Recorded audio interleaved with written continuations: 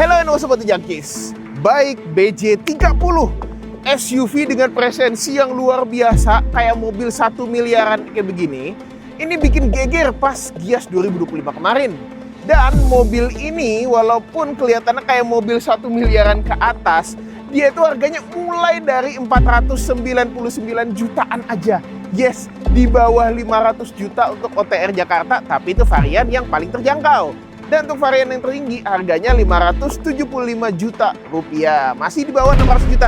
Tapi yang varian 499 juta ini nih yang kayak gini nih, itu bedanya apa aja sih sama yang 575 juta?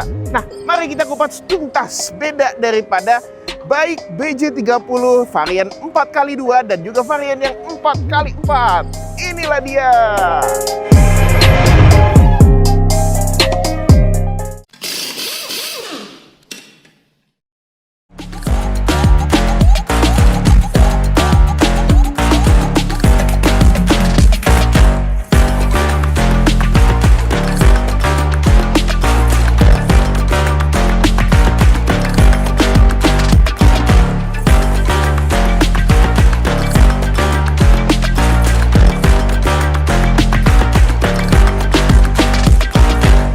Nah, kita seperti biasa mulai dari bagian belakangnya terlebih dahulu. Nah, jadi apa bedanya antara varian yang paling terjangkau dan juga yang paling tertinggi ini ya?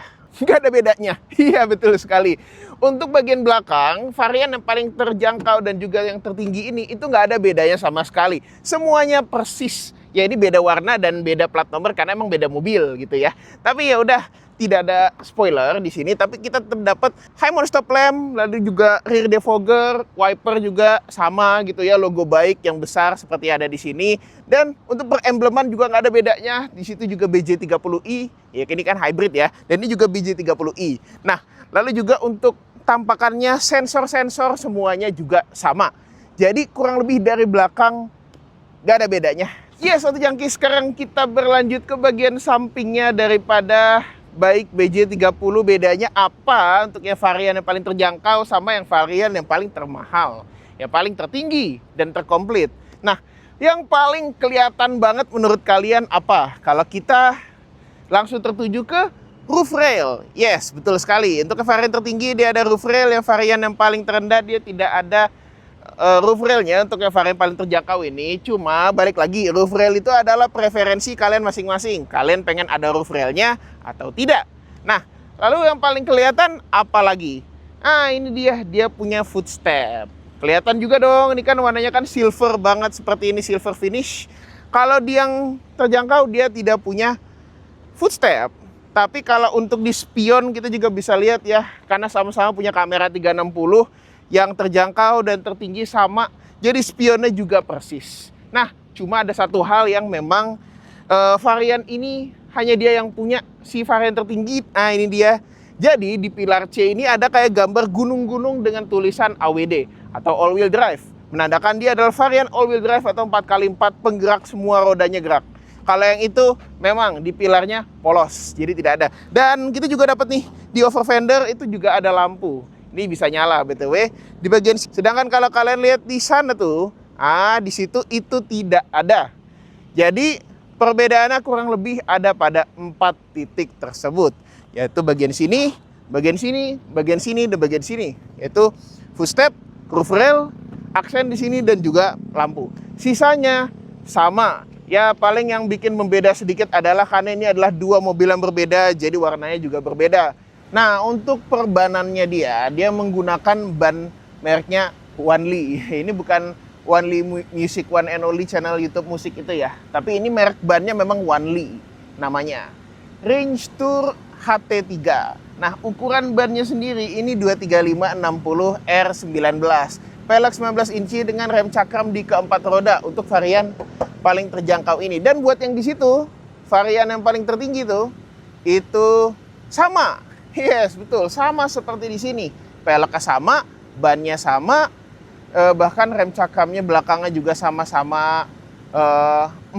Jadi artinya untuk urusan perbanan, baik yang varian terjangkau maupun yang paling tertinggi itu sama. Nah, sekarang adalah bagian depan daripada si bike BJ30-nya. Kita akan lihat bedanya itu di bagian mana aja. Nah, gitu. Untuk varian tertinggi dan juga varian yang paling terjangkaunya. Yang pasti karena varian terjangkau ini nggak punya panoramic sunroof, itu kan kelihatan dari sebelah sini ya, atapnya polosan. Kalau yang di sini ini kelihatan ada panoramic sunroof dan juga kayak yang kita bilang tadi roof rail. Ya, di sini kan karena nggak ada roof rail jadi kelihatannya rata atapnya. Sekarang tinggal preferensi kalian pengennya yang kayak gimana. Berlanjut ke bagian sini, ini dia luar biasa. Varian paling terjangkau ini ADAS-nya juga ada. Nah, ini stereo kameranya ada, sama seperti yang di sini. Jadi untuk kelengkapan peradasan itu varian yang 499 juta ini juga ada, luar biasa. Nah, untuk bagian turun sedikit ke bagian sini, untuk logo baik-baik itu masih sama. Jadi baik-baik saja gitulah ya. Dan untuk perlampuan, ada sedikit perbedaan. Yes, tampakannya memang sepertinya sama. Cuma kalau untuk varian yang paling tertinggi, itu dia punya kayak animated sequence light-nya gitu. Kalau yang di sini tidak. Tapi ini kan bukan sesuatu yang sangat esensial banget. Jadi kalau misalnya di sini tidak ada, yang penting tampakannya masih mirip banget. Sekilas kelihatan sama kalau kita nggak merhatiin yang ada di atas. Nah, dan untuk di bagian bumper sebelah sini, kita turun sedikit nih ya. Dia kan punya fog lamp nih untuk tipe yang paling tertinggi. Kalau di varian yang terendah memang tidak ada fog lamp. Tapi kalau untuk persensoran di depan semuanya juga komplit. Dan karena varian yang paling terjangkau ini juga dapat kamera 360, dia dapat kamera depan, sama seperti di sini juga. Jadi, ya sekilas nggak begitu beda jauh. Sekarang kita lihat dulu beda di dalamnya seperti apa. Oke, itu jangkis. Sekarang kita akan lihat interiornya, tapi kita mulai dari yang varian tertingginya terlebih dahulu. Karena ada beberapa hal yang memang ada di sini, tapi di sana tidak ada untuk yang varian terjangkaunya. Nah, tapi sekarang kita coba nih. Kita lihat dulu. Pintunya solid rasanya ya. Ini berasa berat, padat, tebal. Mantap. Nah, di door trimnya sendiri ini materialnya lembut ya. Dari sini, di sini juga material berbeda tapi juga lembut. Kalau di sini kayak kulit sintetis, kalau yang di sini menggunakan soft touch. Kalau yang di sini plastik keras tapi dengan adanya nuansa desain alur-alur plastik gitu, jadi kayak lebih unik gitu. Nah, kita disuguhkan dengan dua buah layar, yaitu layar speedometer, TFT, dan juga layar utama untuk infotainment audio display semuanya. Nah, dia menggunakan interface-nya baik yang saat ini cukup terbaru ya di Indonesia, lebih mudah digunakan daripada yang ada di baik X55. Tadi kita juga bilang dia punya ADAS dan tombolnya diletakkan di sebelah sini untuk adaptive cruise control dan lain-lain. Dan dia kalau misalnya kita tap 2 kali itu akan mengaktifkan lane keep assist. Nah, setirnya sendiri, lingkar setirnya ya cukup memadai lah, bukan yang gede banget, bukan yang kecil juga. Dia sudah bisa di tilt dan teleskopik untuk mempermudah ergonomika, dan juga untuk wiper, lampu semua sudah auto. Nah, itu untuk yang di varian yang tertinggi ini ya, dan kita pasti mendapatkan ini dia panoramic sunroof untuk di varian yang tertinggi ini.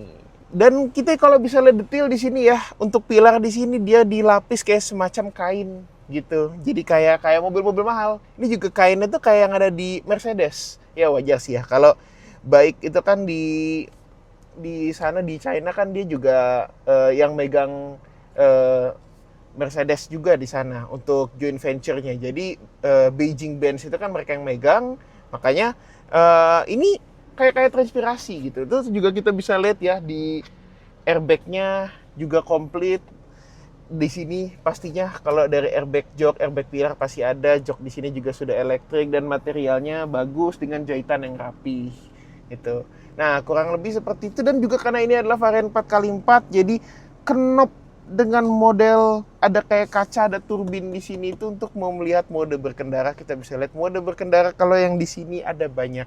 Kayak misalnya di sini ya, kita bisa lihat dia punya mode berkendara tuh ada sand, ada muddy road atau ya jalan berlumpur gitu, muddy road, ada wading untuk ngelewatin genangan, ada sport dengan gambar citahnya di situ, juga ada eco dengan gambar tupai, dan juga Comfort dengan gambar panda yang lagi makan bambu di situ. Snow juga ada dengan gambar salju gitu ya.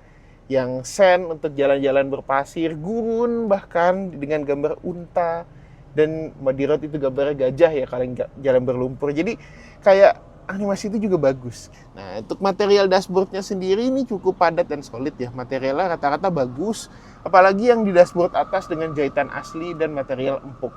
Nah, wireless charger kita dapat, tuas transmisi, rem parkir elektrik, dan start stop engine di sebelah sini. Nah, jadi di sini juga ada laci, dan juga di sini ada laci yang ngebukanya neken tombol di sini ya.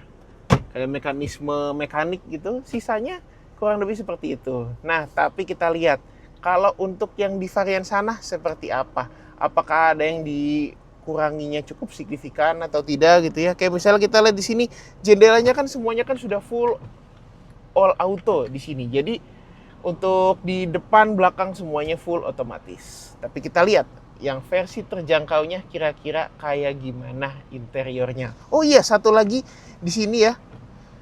Dia sudah double glass untuk tipe tertinggi ini. Nah, sekarang kita lihat varian terjangkau kira-kira kayak gimana. Nah, kita bandingin sekarang di varian yang terjangkau daripada baik BJ30 dengan harga di bawah 500 juta. Bedanya apa yang paling kelihatan selain ketiadaan panoramic sunroof di atas? Kita duduk dulu di sini. Rasakan dulu pintunya. Pintunya boleh dibilang beratnya berkurang sedikit, lebih ringan 3%-an gitu ya.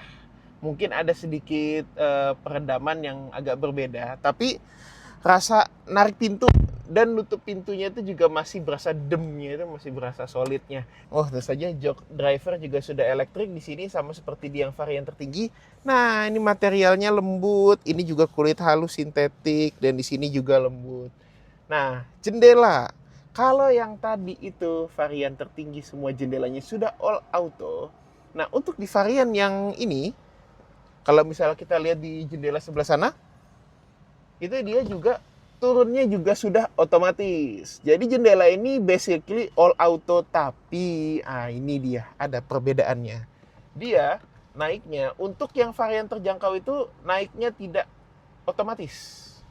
Jadi harus ditekan terus. Cuma untuk nuruninnya tetap otomatis. Beda dengan yang varian tertinggi itu naik turun semuanya otomatis. Kita juga dapat dashboard materialnya sama. Material lembut gitu dengan jahitan asli. Sampai ke sini varian terjangkau itu juga dilapis kayak semacam kain gitu.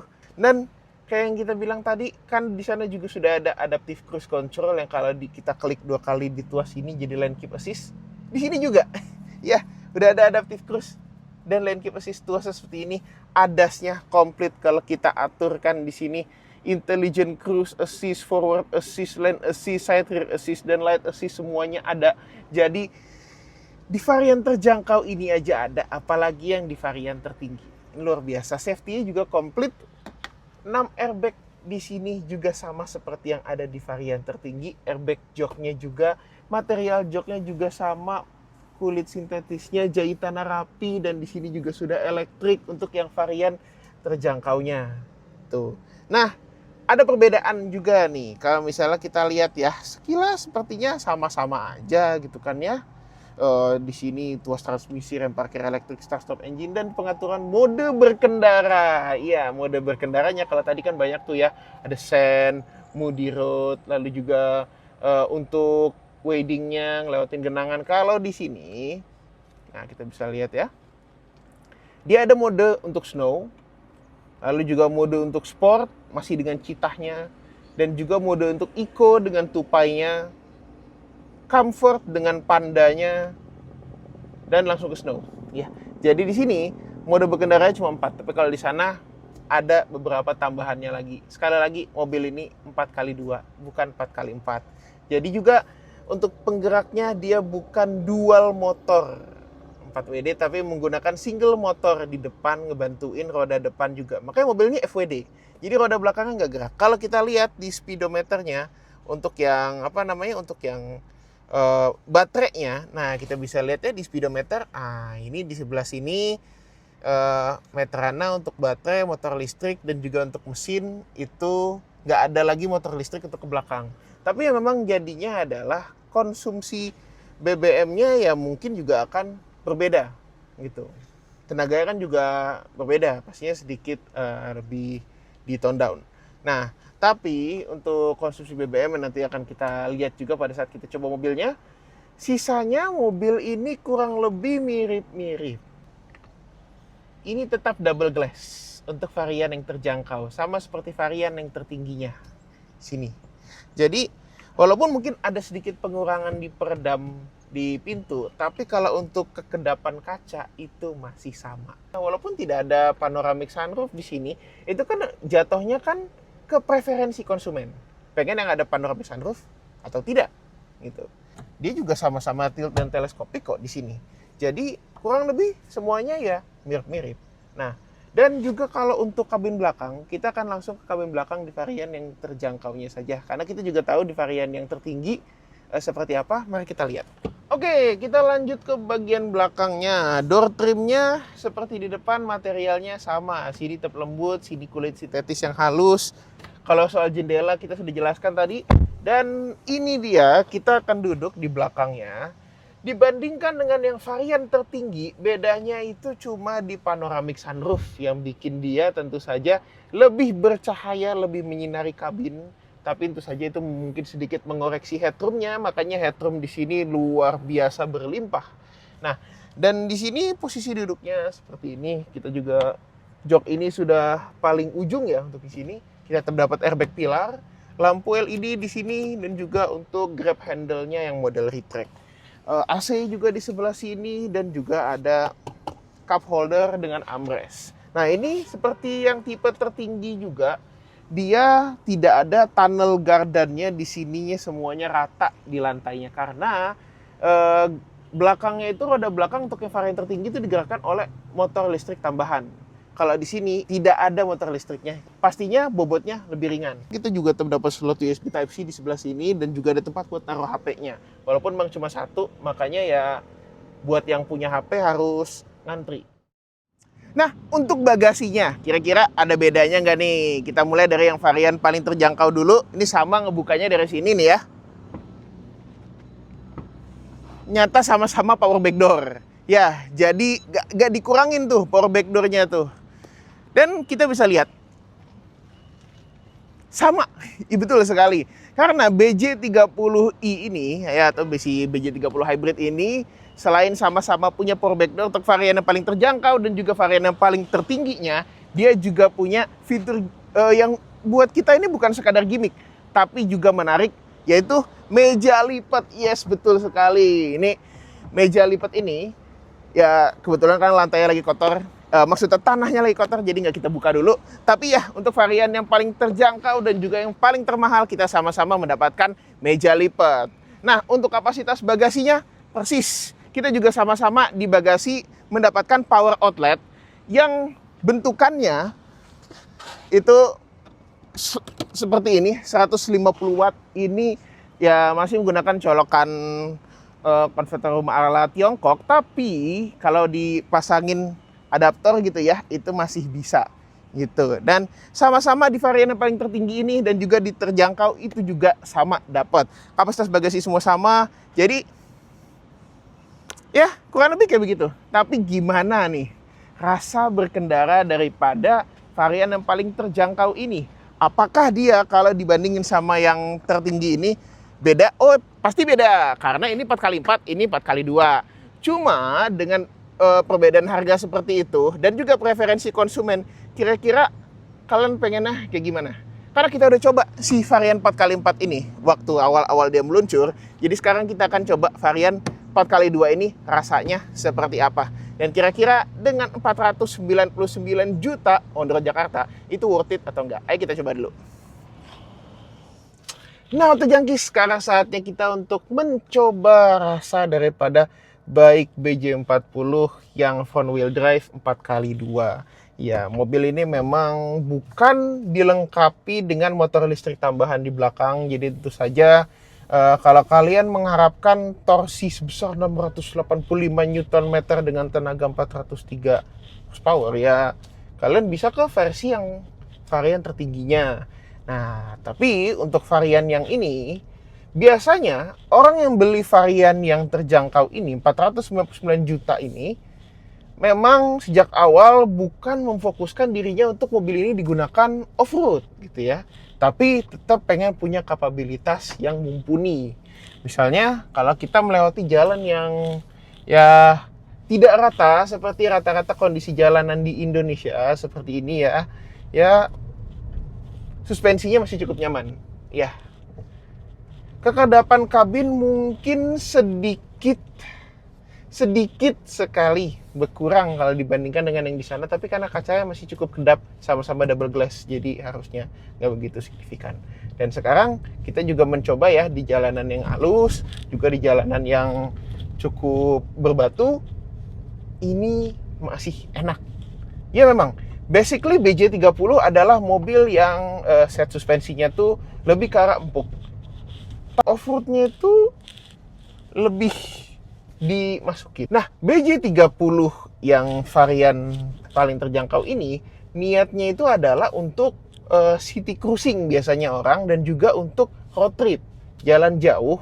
Ya mungkin beberapa jalanannya bukan jalan yang bagus banget, tapi dengan mereka seperti itu, mobil ini nih yang secara esensialnya tuh masih dapat banget semua yang kita butuhkan gitu. Kita kalau mau lewat jalan jelek, ayo. Kita kalau misalnya lagi di jalan yang berbatu seperti ini, itu tuh masih sangat capable, masih nyaman mobilnya. Nggak yang goyang-goyang, doyong-doyong gitu ya. Mobilnya presensinya juga besar, gagah, kokoh gitu ya. Commanding sekali, apalagi kap depannya kelihatan tinggi gitu ya.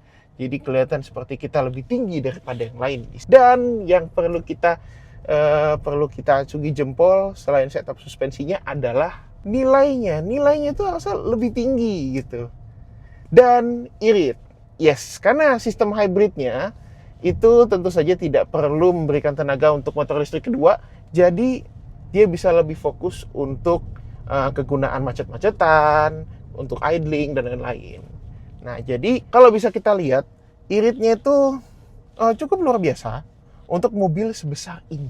Melihat mobil-mobil yang gambot, tebel, besar, keker kayak begini tuh udah nggak mikirin BBM biasanya. Tapi di sini konsumsi BBM-nya bagus. Secara untuk kebutuhan sehari-hari, ini si BJ30 yang paling terjangkau itu udah lebih dari cukup. Luar biasa. Boleh dibilang dengan harga segitu, itu worth it banget. Kalau memang kalian bukan yang butuh untuk pemakaian 4x4 atau juga nggak pengen panoramic sunroof, ini udah the best banget si BJ30 FWD ini. Apalagi kalau misalnya kita mikirnya fitur-fiturnya dikurangin, nggak begitu dikurangin. Lebih ke ada beberapa penyesuaian kecil. Ya kalau yang kayak jendela all auto gitu-gitu kan, ya turunnya masih otomatis kok. Atau adasnya masih komplit di sini. Dia kalau yang kayak animation light, ya hanya untuk pengurangan harga yang cukup lumayan, kita dapat mobil kayak begini di bawah 500 juta loh. Worth it banget ini. Masih nggak percaya gitu ya? Untuk yang mobil dengan presensi kayak mobil 1 miliaran ke atas dan rasa berkendaranya seperti itu, dan juga kelengkapannya, walaupun yang varian terjangkau ini itu adalah beberapa perbedaan daripada yang varian paling tertingginya, tapi itu masih worth it banget loh ini. Si varian paling terjangkaunya 499 juta. Bayangin, ini mobil ini parkir kalau samping sama mobil SUV yang harganya 1,5 atau 2 miliar itu masih cocok. Luar biasa. Mobilnya kan juga kelihatan keker, mantap. Jadi secara presensi sekilas dan esensinya untuk varian 4x2 ini dan 4x4 ini juga masih similar. Kalau masih ada yang penasaran banget dan mungkin ada yang mau diutarakan, bisa tulis di kolom komentar di bawah. Kita juga dari Lakanats Auto Junkie ingin berterima kasih sekali kepada Auto Junkies yang sudah menonton. Kita juga mau berterima kasih kepada Bike Indonesia yang sudah membuat ini possible untuk kita bikin konten komparasi perbedaannya antara varian terjangkaunya dan juga varian tertingginya. Luar biasa sekali. Kalau begitu kita yang berterima kasih buat kalian yang sudah menonton. Jangan lupa like dan subscribe dong ke channel YouTube Lakanats Auto Junkie. Dan kita juga yang berterima kasih kepada Bike Indonesia yang tentunya sosial medianya ada di sebelah sini. Dan kalau mau tahu informasi terbaru soal otomotif di Indonesia, kalian juga bisa main-main ke media sosial kita di laknats_aj untuk Instagram di sebelah sini. Dan kita juga punya website dan TikTok di laknats.co.id dan laknats_aj. Luar biasa sekali. Jadi kurang lebih begitu. Terima kasih sudah menonton. Thank you guys for watching. Ride safe and Godspeed.